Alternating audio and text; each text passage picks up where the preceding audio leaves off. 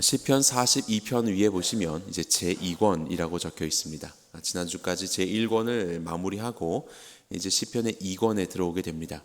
시편의 1권은 대부분의 시가 다윗의 시였습니다. 그리고 이제 작자 미상의 시였고, 시편 2권은 다윗의 시도 상당 부분 있고, 또 고라 자손이 쓴 시가 있고, 아삽이 쓴 시가 있고, 솔로몬이 쓴 시가 있고, 또 작자 미상의 시들이 있습니다. 1권에 비하면 조금 지은이들이 더 많은 것이죠. 특별히 이 42편의 시작은 고라 자손의 맞쓰길 인도자를 따라 부르는 노래라고 하면서 고라 자손의 찬양, 그리고 고라 자손으로부터 하나님이 주시는 교훈이 무엇인지를 우리에게 말씀하고 있습니다. 우리는 고라 자손, 고라가 누군지를 아마 기억할 수 있을 것입니다.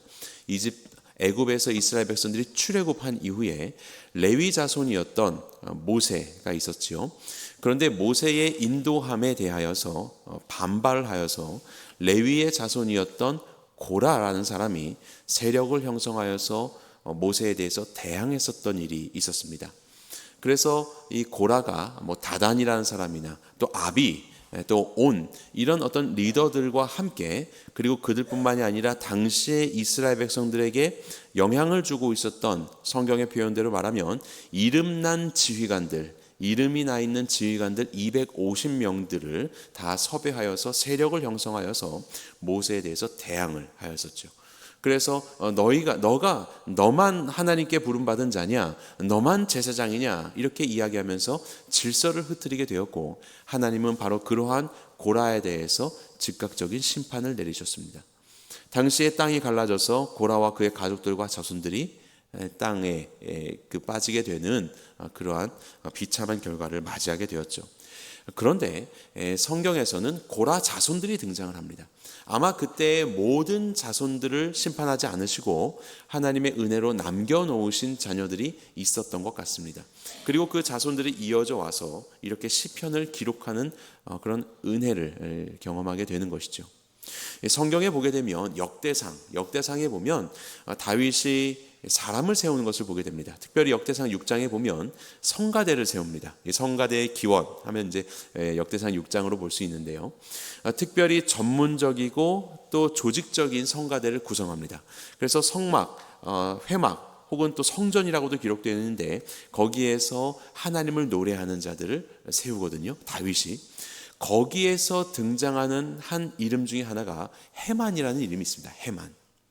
그런데 이 헤만이 고라 자손입니다. 그리고 그 고라 자손인 헤만은 이 성가대원 중에 몇몇으로 소개되는 핵심 중에 핵심 인물이었던 것이죠. 그리고 나서 역대상 9장에 보게 되면 성전의 문지기들을 두게 됩니다. 성전의 저 문에서 사람들을 불러 모으며 또 성전을 관리하는 역할을 하는 그런 몇 사람들이 등장을 하는데, 그 중에서 살룸이라는 사람이 등장합니다. 그리고 그 살룸이 고라의 자손입니다. 그리고 그 살룸은 성전 문지기 몇 명, 그 중심 역할하는 몇 명 중에서 우두머리라고 그렇게 성경은 우리에게 소개하고 있습니다. 이와 같이 고라는 패역하여 반역하였고 하나님께 심판을 당하였지만, 고라의 자손 중 일부를 하나님께서 은혜 가운데 살려주셨고, 결국 그들이 하나님의 은혜 아래서 변화되어서 하나님의 성전을 관리하고 하나님을 찬양하고 많은 사람들을 성전을 오게 하는 데에 쓰임받는 그런 하나님의 일꾼이 된 것을 보게 됩니다. 고라로 인하여서 많은 지휘관들과 사람들이 하나님을 대적하게 되는 그러한 악에 빠지게 된 것처럼, 그런 어떤 영적인 전염병과도 같은 역할을 고라가 했었는데, 그와는 반대로 하나님의 은혜를 입은 하나님의 이 고라 자손들은 오히려 하나님의 은혜를 증거하는 자들로 변화가 된 것이죠. 성가대원 중에 하나였었던 그 헤만은 또 성경에 보게 되면 이 헤만의 자녀가 17명입니다. 아주 다복하죠. 17명 중에 14명이 아들이고 3명이 딸로 그렇게 소개가 되고 있는데, 아버지인 헤만의 지휘 아래 17명의 모든 자녀들이 하나님을 찬양하는 성가대원이 되어서 비파와 수금과 재금을 가지고 하나님을 찬양하는 바로 그런 구절들이 성경에 등장합니다. 이 얼마나 아름다운 모습입니까? 영적인 은혜의 진원지로 완전히 고라 자손이 변화되어 있는 것을 우리는 확인하게 되죠. 아마도 시편 42편은 그러한 성가대 역할을 했었던 고라 자손들이 지은 시가 아닌가라는 생각이 듭니다.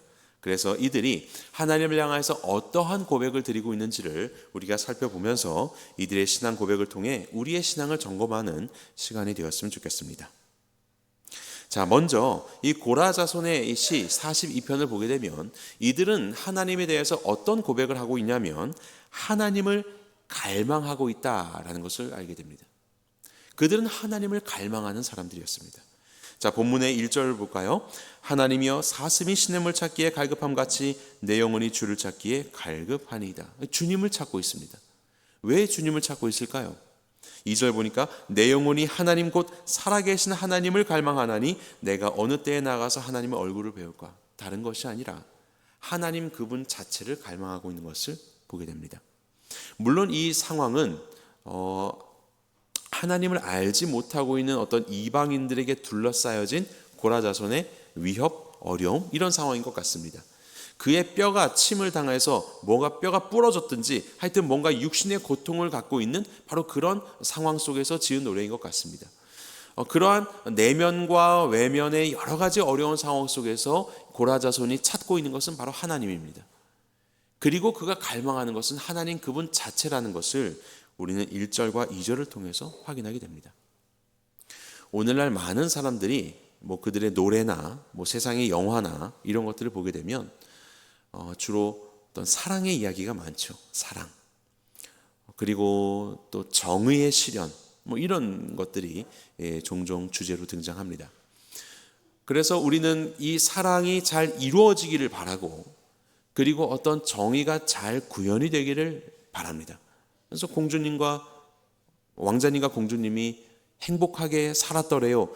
이 이야기를 확인하고 싶은 것이 우리의 마음이지요.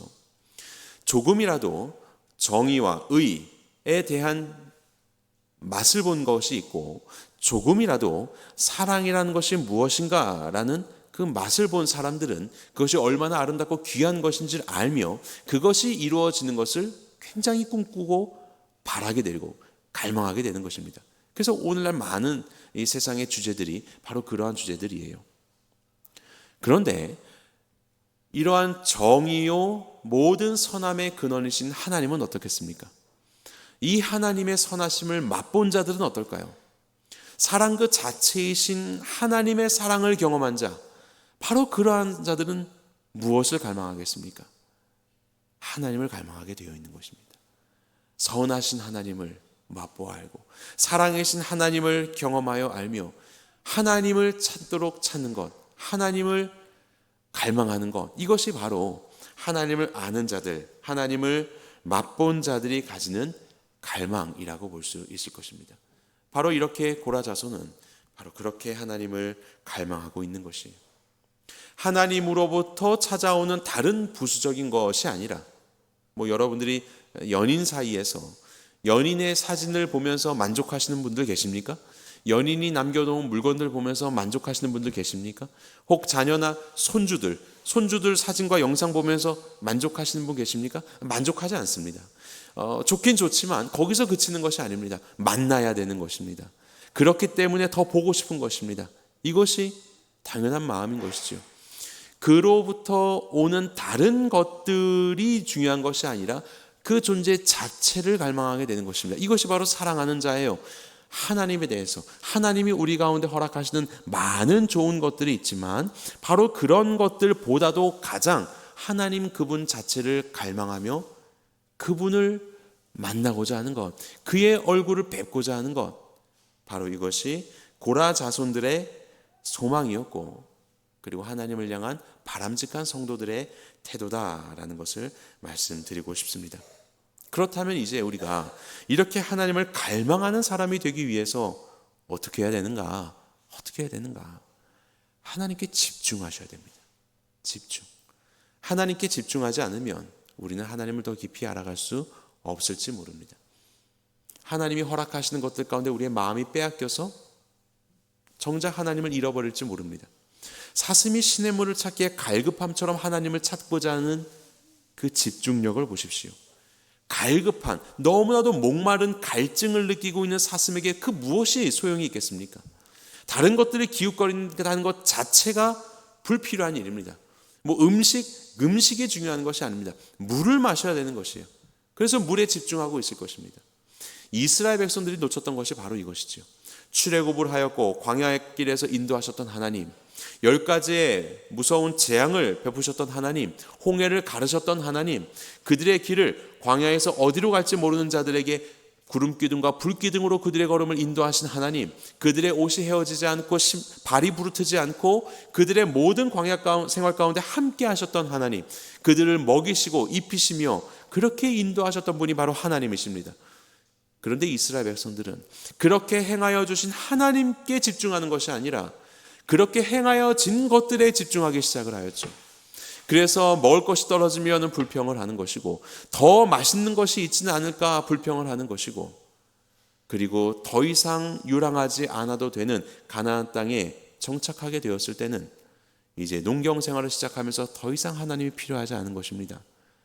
농업 기술을 가지고 있는 가나안인들을 살려두어서 그들로부터 세상적 지식을 얻는 것이 필요했고, 그리고 하나님 아니고서도 풍요의 신 바알을 섬기면 비가 온다더라, 비를 위하여서 우상 숭배를 하고, 그렇게 하나님을 놓쳐버리고 하나님으로부터 오는 것들 가운데 집중하였었던 그들은 이제 우상 숭배를 하여 여전히 세상적인 것에 집중해버리는 그런 타락한 하나님의 백성들이 된 것이지 않습니까?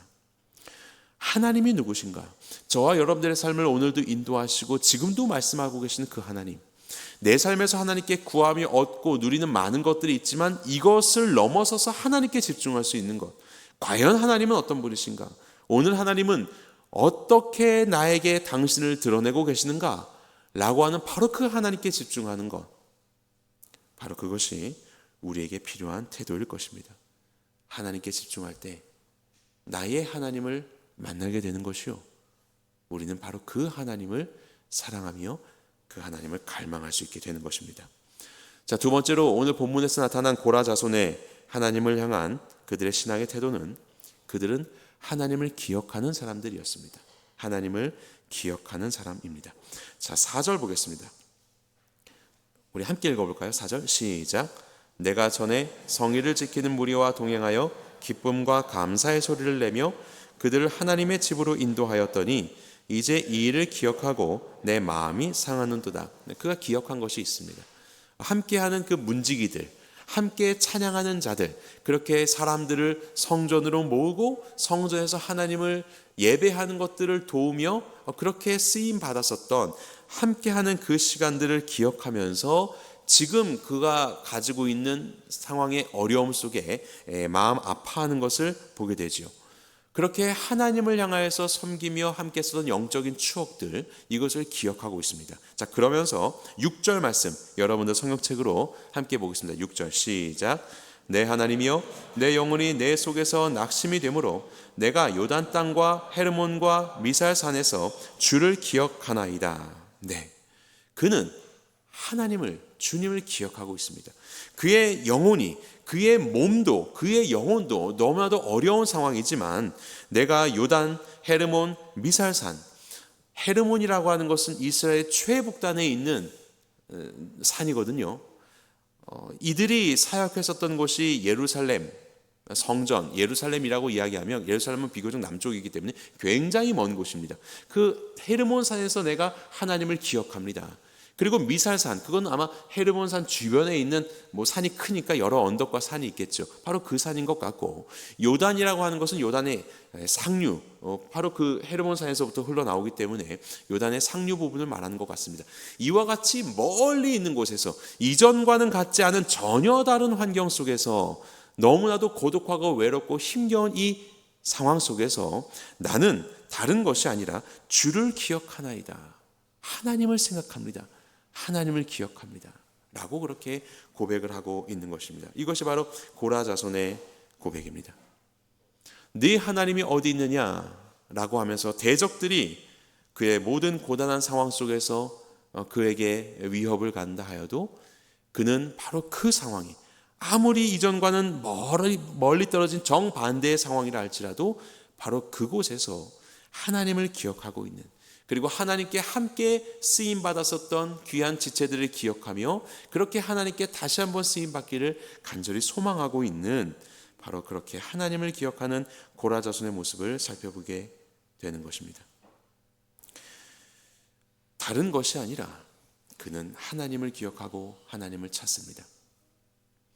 단순히 작아져 있고 위협을 당하고 있는 내가 나의 큼과 과거의 나의 컸었던 기억을 기억하고 그렇게 되기를 바라는 것이 아니라 이 모든 것들의 근원이셨던 하나님, 그 존재를 기억하고 있는, 그리고 그분을 바라고 있는 그러한 고라 자손의 모습을 우리는 여기서 살펴보게 되죠.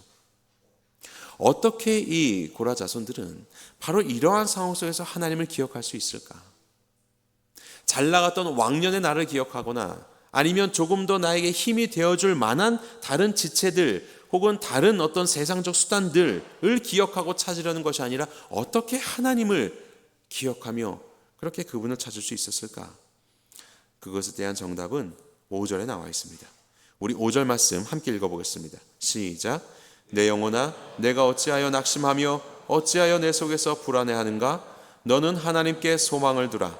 그가 나타나 도우심으로 말미암아 내가 여전히 찬송하리로다. 아멘. 이렇게 낭망하며 불안해하고 있는 자기 자신의 연약함 속에 그는 그 안에 있는 또 다른 영적인 존재로서의 또 다른 하나님의 자녀로서의 자신이 불안에 떨고 있는 자신에 대하여서 이와 같이 선포하는 거죠. 어찌하여 낙심하며 어찌하여 불안해하고 있는가? 너는 하나님께 소망을 두라. 고라 자손이 이 어려운 상황 속에서 하나님을 갈망하고 하나님을 기억할 수 있는 그 이유는 하나님을 소망으로 삼았기 때문에 그렇습니다. 다른 것을 소망으로 삼지 않고 하나님께 소망을 두고 그분을 소망으로 삼았기 때문에 다른 그럴듯한 것들을 찾아 헤매는 것이 아니라 크신 하나님, 이 모든 것보다 크신 그 하나님께 온전히 소망을 두며 기억할 수 있었던 것입니다. 그래서 지금도 비록 내 환경과 내 육신과 내 마음은 변하지 않았지만 내가 여전히 찬송하리로다 라고 그렇게 고백하는 것처럼 여전히 대적들의 위협이 여전하고 환경의 변함없음은 여전하고 이곳은 마치 헤르몬 산과도 같은 너무나도 힘겨운 곳이지만 나는 여전히 하나님을 찬송하리로다. 왜냐하면 그분만이 나의 소망이시니까. 그분이 분명히 나타나 도우실 것이며 나에게 이미 그렇게 행하셨던 것처럼 은혜를 베풀어 주실 하나님, 바로 그 은혜의 하나님을 알기 때문에 지금도 하나님을 기억하며 하나님을 찬양하며 그분만을 소망하고 있는 것입니다. 이것이 바로 고라 자손의, 이 찬양을 지은 고라 자손의 신앙입니다. 여러분들은 얼마나 하나님을 소망하십니까? 얼마나 하나님을 기억하고 있습니까? 얼마나 하나님께 집중하며 하나님을 갈망하고 있습니까? 예수님께서는 십자가에 달려 돌아가실 때 그의 육체는 말할 것도 없이 갈증이었습니다. 내가 목마르다라고 하실 정도로 예수님은 매우 깊은, 매우 강한 갈증 속에 있으셨죠. 하지만 예수님의 갈증은 단순히 이 육체적인 갈증이 그 갈증의 전부가 아니었습니다. 예수님의 가장 절박한 갈증, 그 갈망은 무엇이었냐면 하나님이셨습니다. 예수님은 제자들의 배신과 함께 했었던 이웃들의 배반이 그의 마음을 아프게 한 것이 아니라, 그리고 실제로 매맞아야 하고 가시에 찔리고 못에 찍혀야 하는 그의 육체적인 고통이 예수님의 마음을 아프게 했던 것이 아니라 삼위일체였던 하나님과의 함께하는 그 관계가 끊어지고 하나님께 외면을 당하게 되는 하나님의 부재, 하나님의 결핍, 하나님이 계시지 않는 바로 그 상황이 예수님께는 가장 큰 고통이었지요. 어찌하여 나를 버리시나이까? 그것이 십자가 가운데 행하신 우리 예수님의 절규 아니겠습니까? 하나님의 임재에 대한 목마름, 우리 예수님은 그것으로 가득 찼던 분이셨습니다. 바로 그러한 목마름이요. 그리고 그럼에도 불구하고 그러한 저주를 당하시고 십자가에 달려 돌아가셨습니다. 왜요? 왜 예수님이 그 하나님을 향한 목마름을 해결하실 수 없이 결국 십자가 가운데 죽으셔야 됐습니까? 그것은 바로 하나님의 갈망 때문입니다. 하나님의 갈망. 하나님이 무엇을 갈망하셨습니까?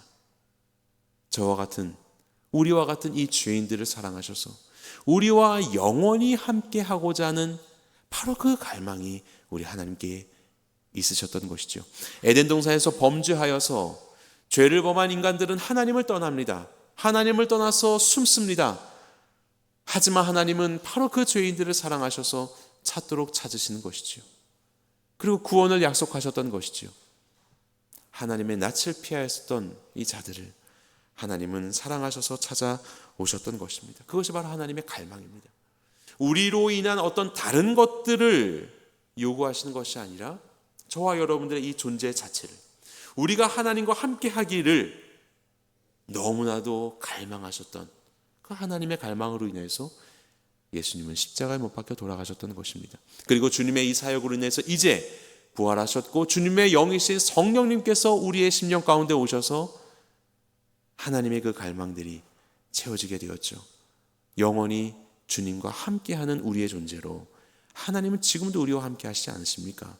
온 인류의 궁극적이고 가장 절박한 갈증이 해결된 것입니다. 하나님으로 채워진 가장 선하시며 가장 정의로우시고 가장 사랑이신 하나님과 영원한 삶을 함께하는 것, 바로 이 갈망이, 이 갈증이 우리에게는 해결된 것입니다. 그래서 우리의 삶을 한번 돌아봤으면 좋겠습니다. 하나님은 그렇게 저와 여러분들과 함께하는 것을 너무나도 소망하십니다.